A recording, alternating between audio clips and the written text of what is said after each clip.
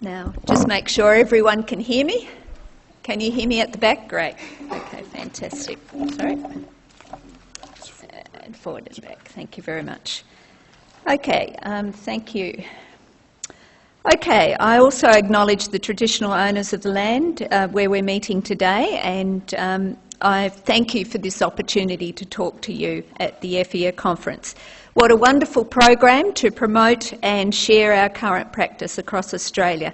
And I say well done to the organising committee, and my team and I look very much forward to meeting all of you over the coming days of the program. And I just wanted my team to stand quickly. As the new director and my team, I've been able to bring along the two doctoral students, Don Boyd and Jenny DeVeris, with that famous name, the other Jenny, Louise Bowman, who is our web media coordination person, senior research fellow Tim Pittman, and research fellow Paul Koshy, and there'll be papers presented there. So I've got a wonderful team around me helping us move forward for the next 2 years. I just wanted to quickly say that I too am from Kalgoorlie. So there's a theme running here, but I am one of those regional students who didn't have educated parents.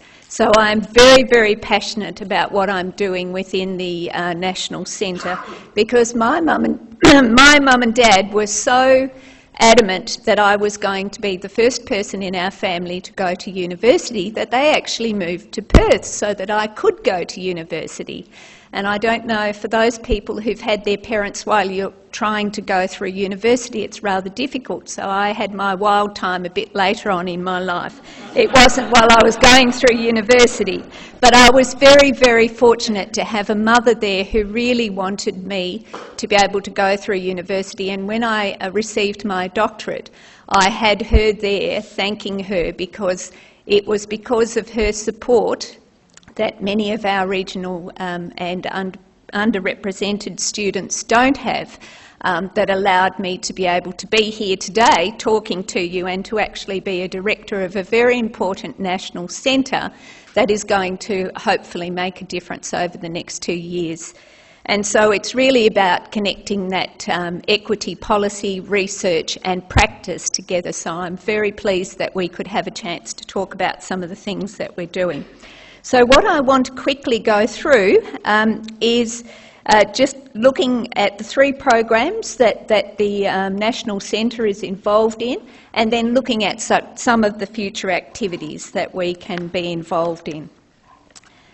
So we have a high-profile and very well-connected board, and so in our 5th month of operation, we've had 2 board meetings. We've been able to look at all our governance documents, operational plan and the key annual research programs, and setting out our targets and what we need to achieve for the next 2 years. And that has all been approved and supported by the board. So we have Fred Chaney as our chair, Craig Ritchie sitting there representing the Australian Government, Winthrop Professor Carmen Lawrence, the University Australia nominee, Professor Kerry Lee Croust, Professor Colleen Hayward representing the Indigenous side of things. FEA nominee is Nardine, and I'll be very sad to lose her, but I'm looking forward to working with the next person. And Professor Bruce Chapman, for those people who don't know him from ANU, he's the known as the father of the HEX, or the grandfather of the HEX system, and then also Paul Nichols from Curtin University. So we have a very high-profile board, and they are very passionate about what the National Centre needs to achieve. The objectives, and I hope that you've all been able to have a look at your packs, because we've all included our brochure, and thanks to Louise and all her wonderful work here, we're looking at an image that we're trying to portray through all our publications, and really trying to let everybody know what we're doing and what we're about. but it's most importantly supporting and informing evaluation of current equity practice with a particular focus on identifying the good practice, being able to look at innovative approaches and sharing those through the existing research and developing a forward research program to fill the gaps in the knowledge, and then being able to translate these learnings into practical advice for the decision makers and the practitioners alike. So we have a very big task ahead of us, but we've got a wonderful team. So I wanted to just quickly go through the 3 programs, and program 1 is looking at that whole area of evaluation. And I wish that we had a drum roll right at this moment, but I would like to formally launch the wonderful publication that you will all get a copy of as you leave this room, or if not, there'll be spare copies at the main desk. But so many of you wonderful people were a part of putting this publication together. And what is this all about? This is about celebrating the wonderful work that is happening in our universities at the moment. So we have here, we actually have, see if I can get this to work, all these wonderful case studies that are talking about the great work that's happening in our universities at the moment.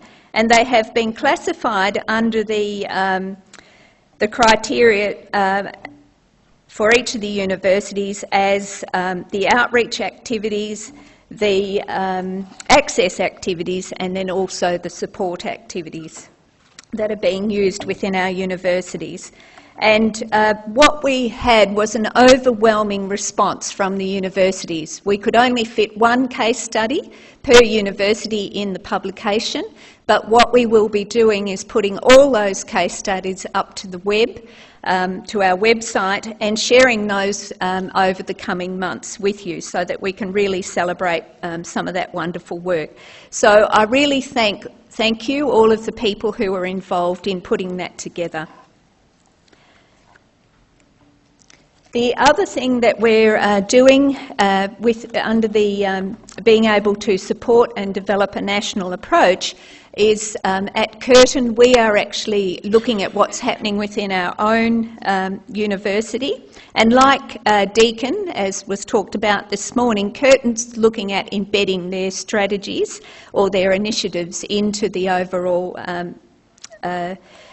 fabric of the strategic plan. And so my team and I are working very closely with Amanda Willis and Mel Henry and the team. They're making sure that we're looking at what's happening within our own university that is supporting us, but then also looking at what other universities are doing as well. So what our aim is to really be able to look at providing and linking leadership and support in developing a national approach and the relevant resources that are needed to look at the evaluation of the true impact of some of the initiatives that we are using at the moment to increase participation of people from disadvantaged backgrounds into the higher education.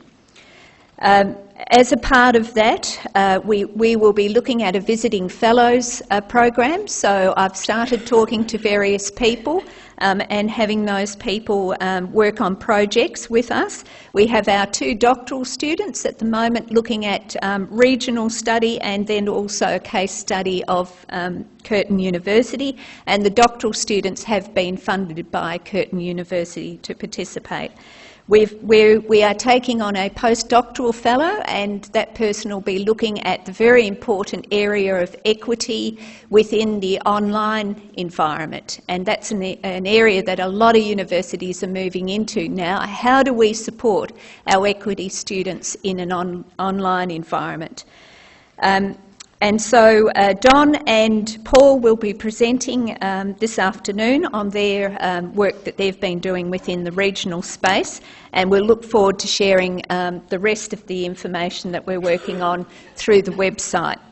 Now, the website is a place for sharing resources, And EFIA has a most wonderful listserv where you are all connected, which is fantastic, but that's a closed system that you actually have to subscribe to. So any of the public information that's coming up there, say for instance the tools for supporting staff with students with disabilities, that's a public thing on a public university website. We're able to bring that information and put that onto our website, and it is most fascinating seeing how many people from out of Australia are actually watching what's happening at the moment in Australia. So we've had lots of visits from international people and contact as well, looking at things. So it is an opportunity for us to be able to share information, and we welcome and hope that you'll join in that role of helping us keep our information up to date. The other thing that we're able to do, and I'm not quite sure if you've seen these two bits of research that have come out just recently. There's the international research on effectiveness in widening participation that came out in October, and we've linked across to that from the website, but that provides 6 international case studies, and there's the Netherlands, the US, Australia, South Africa, Norway and Ireland, and it's interesting looking at the conclusions drawn from that information. There is also a UK report at the moment from the Ashton University, and that has been looking specifically at what is effective practice. And again, there's some wonderful lessons being brought through there that we're able to pass on and share. The other thing that we're involved in here is looking at the performance framework. And at the moment, what we have done is thought about what would a performance framework look like for all of us in our universities. Now, we want something that's easy to use, it's not going to be cumbersome, and the data needs to be there. And we all have views, very strong views, on what needs to be done. So what the National Centre has done at the moment is to look at the 2 reports, and that's the Critical Interventions Framework and also the Performance Measurement Framework for Equity in Higher Education that was presented at the April Forum, and looked at and critiqued those 2 frameworks and provided information to the department. So we've completed milestone 1, we've got some feedback on that, and we'll continue working within that space towards milestone 2. But in any case, whatever we're doing, as Craig has referred to there, in any case, student equity in higher education needs to, at its best, measure the effects of one or more of the following outcomes, and that is making sure that we're looking at our applications, our offers and enrolments, our retention rates, and then our success and completion rates. And if we're going that step further, how are our graduates moving into the workforce? So there's some critical work there that needs to be done, and I thank many of you who I've already approached to help us within that space, and we'll be keeping you informed. The other program that we're working on is the Equity Policy and Planning Research area, and most importantly, we held on the 4th of November a roundtable where we brought just on 29 people together from across Australia, educationalists, economists and policy people, to look at where the gaps might be within this particular space at the moment. And all of this information is being collated, and we'll be sharing that through our e-news and through our networks. So there are some gaps at the moment, but most importantly, we're going to be concentrating on the national policy making and target setting, access, participation and outcome patterns among equity groups, and comparative evidence on strategies to meet equity, participation and outcome targets. So we will have a competitive research round, and we'll be sending out the details for that shortly, where people will have an opportunity to look at some of the research that needs to be undertaken in the space. But most importantly, there was the need for international comparisons, looking at what others are doing and then looking at what we can do, and very often saying, look how fantastic Australia is at the moment, as Nadine and the others have alluded to from the Montreal conference, that we are often a step ahead of the rest. The other area that we're working on is the data area, and so one of the things that we want to be able to provide you with is easy access to data, because I don't know if any of you have been in and tried to look at the statistics and find the information, but I acknowledge Paul Koshy, who we have working on our team here, and we'll be looking at visualising this data. Lots of different groups like the ABS at the moment are visualising their data, and what that allows you to do is to look at instant data that's drawn up before your eyes so that you can actually get that representation of what's really happening. So we'll be working on that, but I thank Paul for some of these statistics, because what we've been able to do just quickly is take the current data set from the department and just look at where we're up to for the 2012 data. And so you can take a moment to have a look at that, but I'll just summarise quickly that for the domestic undergraduate enrolments for the Table A providers, we have had a 20% increase in number of students over 5 years. And this is what you're able to do when you pull these data sets together. If you look at growth by institutional grouping, you can see there that the growth in enrolments was not evenly distributed institutionally or geographically, with the group of 8 seeing enrolment growth equal to only half of the overall growth since 2007, so it's only been 10.9%, while the post-1988 institutions expanded enrolment by almost 1/3 in 2012. If you keep on going looking at the data sets, so the growth by institution and location, so most important here, if you're examining the threads in enrolment by institutional location, you'll see that the regionally headquartered universities saw a growth of 17.8%. Are we surprised by that? Or is that what you were expecting? So being able to look at the data now allows us to have a look at some of the trends and things that are happening. The growth by state, so here 3 largest states, New South Wales, Victoria and Queensland, a recorded growth just under the national average. But if you're using the low SES measure, then you'll see that that's a little bit debatable there, because it relies, using this ranking, states such as Victoria, Western Australia have a smaller low SES population from which the students can be drawn simply because they have fewer low SES postcodes in the national ranking. So we've really got to be able to look at our data and see what it tells us. And this one, the equity share, so there's all of this information will be provided on our website in a briefing paper with the explanation. But it's interesting looking at some of the things that are happening there. There's the percentage of grouping by location and by state again. So I thank Paul for that.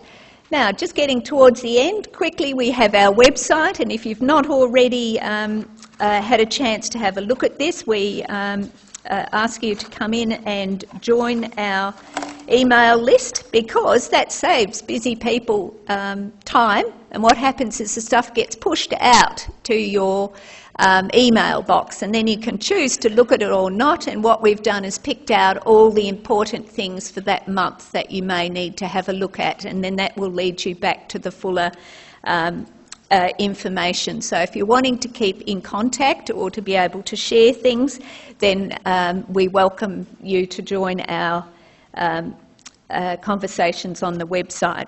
And just concluding, higher education is a good long-term investment. And so it is very well known that education does require investment and effort, and in a number of OECD countries, as this chart shows, and we've got this on our website as well, that a return on investment is very good because people with higher education tend to have higher earnings. They are likely to pay more income tax, so that should be a good thing that the economy should be looking at instead of keeping us working until we're 70. And social welfare contributions. So this is a long-term economic benefit. So where do we go in the future? We're wanting to really work together, and we have a session following this where we can talk about some of those opportunities. But I wanted to just conclude. I was rung up by a New York reporter the other day, and you know that lady asked me this question, and I want you to think about this one. Did you know that Australia has the best completion rates of first-generation college students amongst the OECD countries? And she asked me, what are we doing? What are we doing here at the moment that gives us those statistics? Do you know that that's because we've got so many international students completing here? So it is interesting when you have this data out there. You've got to very, very carefully look at that data, and then when you have some important things that you need to promote, you need to make sure that you're able to promote those clearly. So I invite you to be a part of the conversation, the ongoing conversation with our National Centre, and I thank you very much for the opportunity to share with you and to really have a chance to build for the future, and that's going to take some leadership. It's working as a connected and well-informed community and really being able to advocate for what we believe in, and that is in assisting our underrepresented groups be able to gain access to and participate in higher education. And from what we all know here through our outreach, access and support programs, that we are indeed contributing to a fairer chance for all. So thank you very much for your time.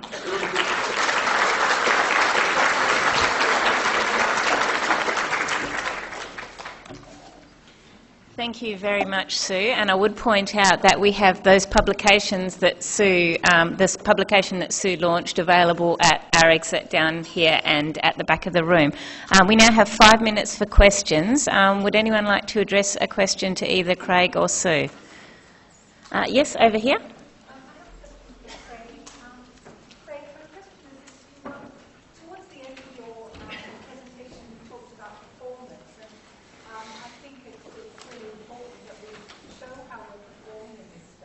And one of the good things, if you like, in the past has been that by receiving reward funding, this has got the notice of vice chancellors that said, well, we've got KPIs around these different equity targets, and it's meaningful to the Commonwealth. The government wants us to perform well in this area. The government wants us to perform well in this area, and we get rewards if we do perform well. But now, of course, there's no more performance funding. What message is this sending to the sector to say that is it saying that our efforts are no longer valued? Well, we continue to fund the sector, so I wouldn't assume that. I don't really have an answer for that. Reward funding, as you know, it looks traditional bureaucratic ploy. That's not my branch. Look, it could be interpreted that way. I don't think that's the message that the government's sending. But beyond that, I have nothing to say, really. Fair enough. Thank you, Michelle. Provocative, Craig. Good, thank you. Drink one for you. Another question. Yeah, hello, Craig. I'm a school business community partnership broker working in the Great Southern, based in Albany. In terms of our regional tertiary-bound students, the current rules around youth allowance are seen by a lot of people, including some of the universities, as actually a barrier for regional students attending university.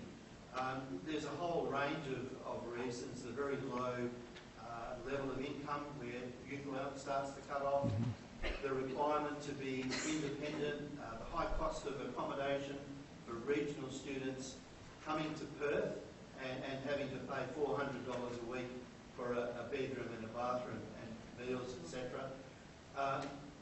In terms of that, it's an equity issue. So I'm just wondering, and I have talked with some of our federal and state parliamentarians about this, is there a review of youth allowance for tertiary bound students? Is that something that is possible in the near future?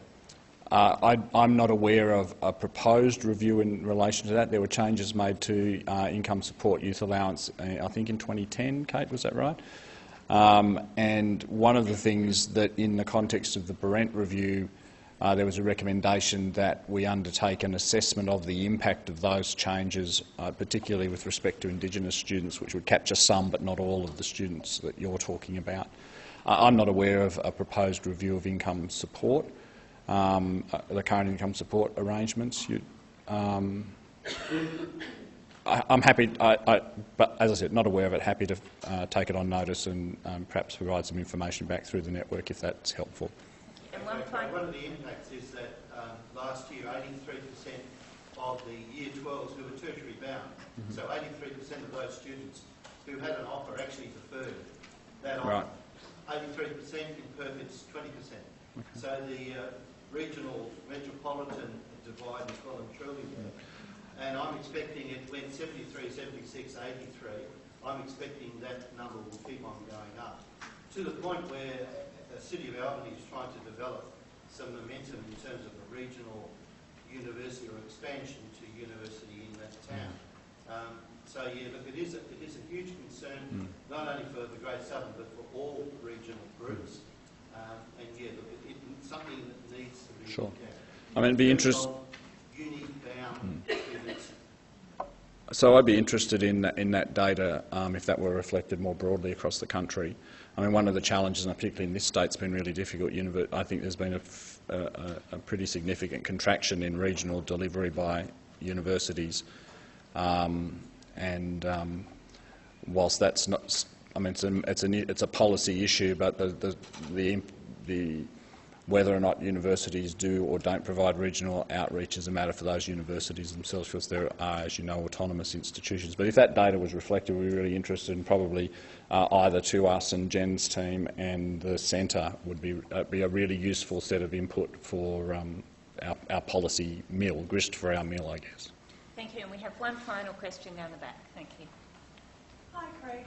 My name's Linda Stanley from University. More a request, I suppose, going back to government. But my request is around the Trans-Tasman travel arrangement. New Zealand citizens that are affected by the Trans-Tasman travel arrangement who arrived in Australia after 2001. I have up to 48% of the students that I work with in leadership programs that are affected by this arrangement, where they have to pay HECS up front. Many of these students, being based in Woodridge, Logan area in Queensland, come from low SES communities. So my request is, given Craig Emerson's announcement earlier this year regarding access to higher education for New Zealand citizens who have resided in Australia the past 10 years, is it possible to feed back that we're still waiting to see if there's going to be any implementation of those recommendations, given that a large number of our students who are low SES are affected by this?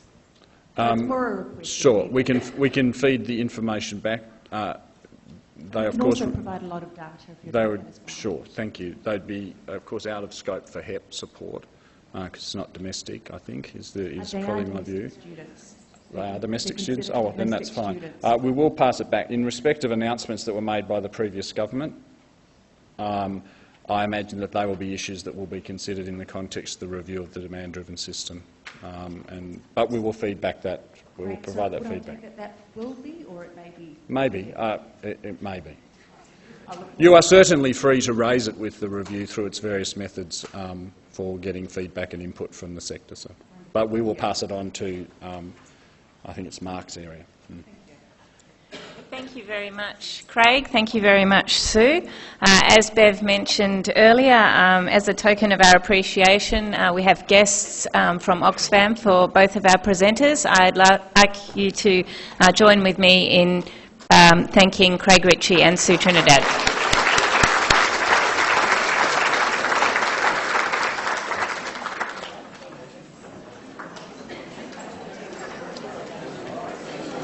to the next session commencing, I'd just like to let you know that the 3 o'clock session, so that's the session after this, there's been a swap in venue between Sheldon Smith and Ruth Tregale. So the Sheldon Smith paper will now be in this auditorium, and Ruth Tregale's paper will be in seminar room 2. So I'll allow a minute for movement.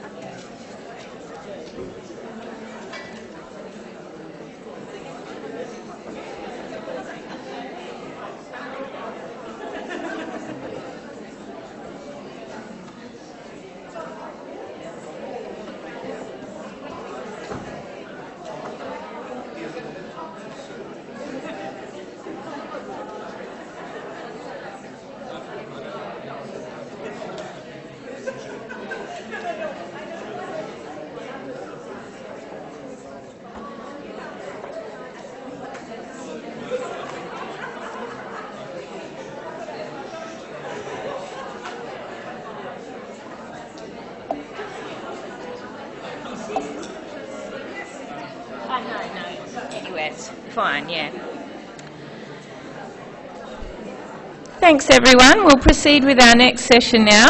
It's now my pleasure to introduce a paper by Sue Trinidad and Tim Pittman, Closing the Gap Between Equity Policy, Research and Practice. So that continues on from the previous talk that Sue provided, but with a specific focus on connecting with practitioners, and I know there'll be an opportunity as part of this session for some dialogue. So I'd like to welcome Sue. Thank you very much.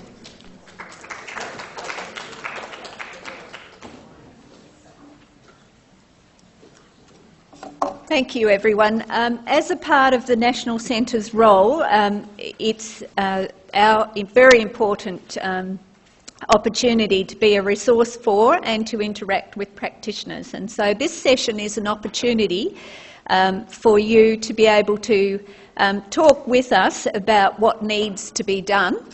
I know that we started this conversation back in the forum back in April, and so the evaluation, the possible models and advantages and issues need to be looked at. So you're invited to contribute to this as to how we might better move forward, but also to listen from a few colleagues here who we have been communicating with at the moment and working with to be able to look at some of the wonderful things and sharing those resources and practice.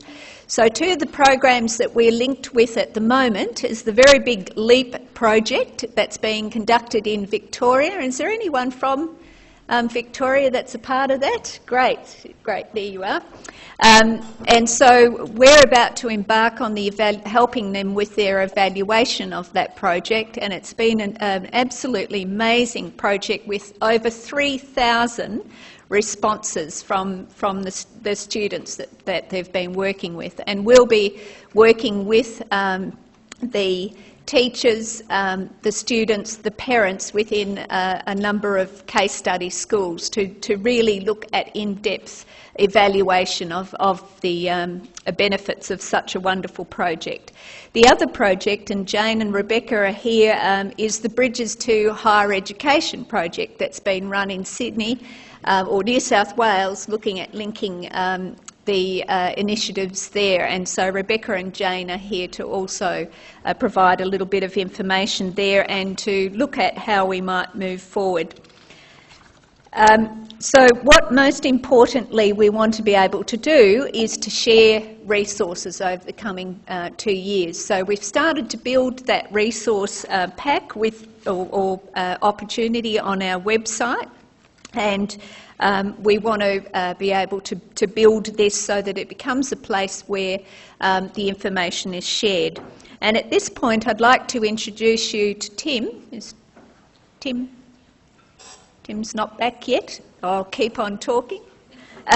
So Tim and I have been working together on some projects, and one of the key things that we're coming across is some of the research that's been done in this space at the moment. And we thought that this was appropriate that we pop this in front of you, especially since Craig's here and we're looking at evaluation and performance measures and all those sorts of things, that if we are required to report, count and are funded and held accountable for something, it starts to really matter a lot. So if you look at what's happened with the EHEP funding, it's been a most wonderful impetus for people to really look at what needs to be done in that space. And it encourages institutions to put in place the mechanisms that are accessible for champions to raise the issue, to push for further developments within the institutions, their own, and I just look at what's happening within my own institution as a result of the programs that have been put in place. We've looked at what we can now embed in the future and what we can continue to fund. And then it's a chance for the students to really push for greater implementation. And we're seeing the most wonderful things just within my own institution, for instance, through the AIM program, through the Mentors mentoring program, the Ambassadors program, all these wonderful things that have been put in place as a result of the funding. So at that point, I'm going to invite Tim to come out. And Tim's Senior Research Fellow with us, and he's been looking at some of the research, and he'll just quickly give a snapshot here of some of the stuff that you are referring to, and then we're going to open it up for a bit of discussion.